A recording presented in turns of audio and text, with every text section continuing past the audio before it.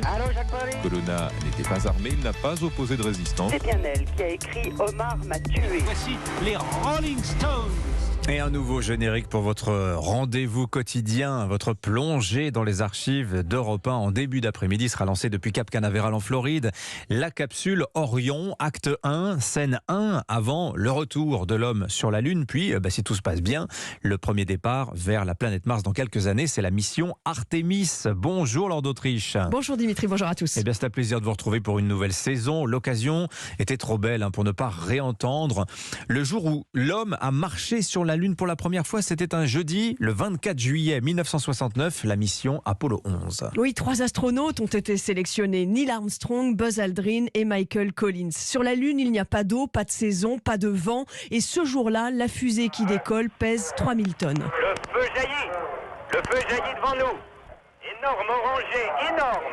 La fusée s'élève doucement, doucement, elle monte.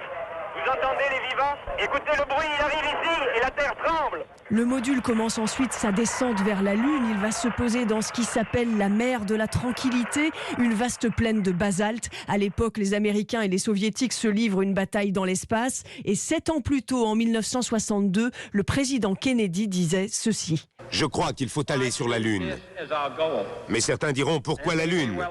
Nous avons choisi d'aller sur la Lune dans cette décade et de faire d'autres choses. Non pas parce qu'elles sont faciles, mais justement parce qu'elles sont difficiles. La NASA a un plan qui se réalisera donc 7 ans plus tard, en 69. Les astronautes voyageront à bord d'un module lunaire qui doit se poser sur la Lune. Et le voilà justement qui se pose en juillet 69. Ce module, Neil Armstrong va poser le pied sur la Lune le dimanche 20 juillet.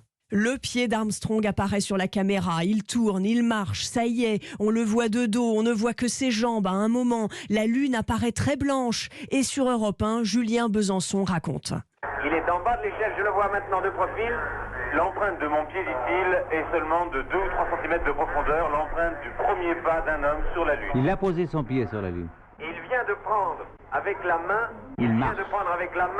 des cailloux lunaires. Il vient de prendre avec la main des cailloux lunaires. Et on entend alors les mots célèbres de Neil Armstrong.